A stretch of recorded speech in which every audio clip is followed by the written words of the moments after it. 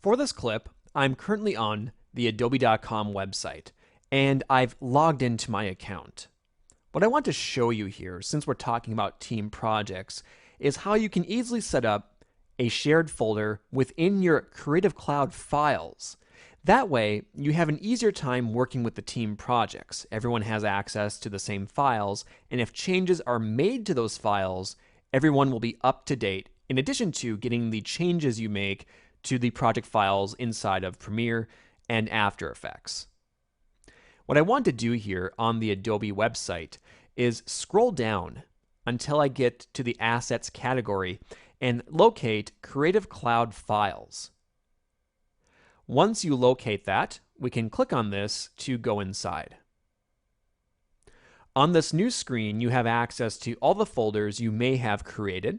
You can see I have a couple here ready to go. What I want to do, though, is create a new folder specifically for this project that we're working on. I can come over here to the Actions button and then choose Create Folder.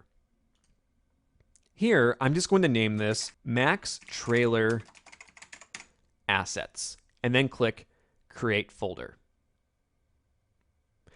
Once you have that folder created, you'll see we have an arrow next to the folder.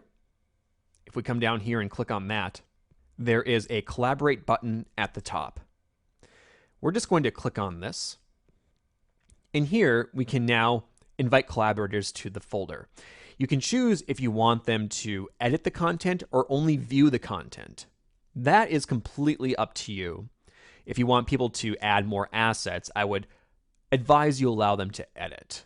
So we're just going to leave Can Edit on, and we'll come over to Enter Email Addresses, and we're just going to type out the email address for Frank McKenzie, which is already listed here.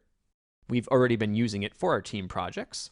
So I'm just going to click on that, and then we can click Invite.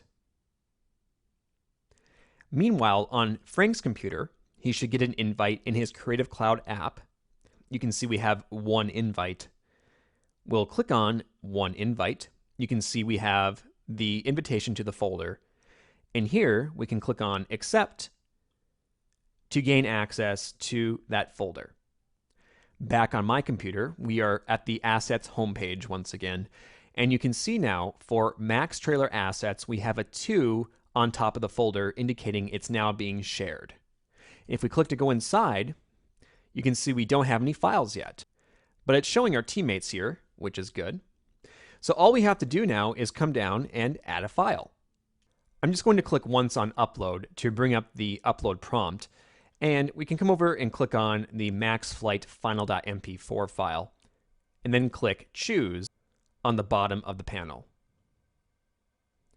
If you look at the top of the screen, you'll see we now have an uploading indicator.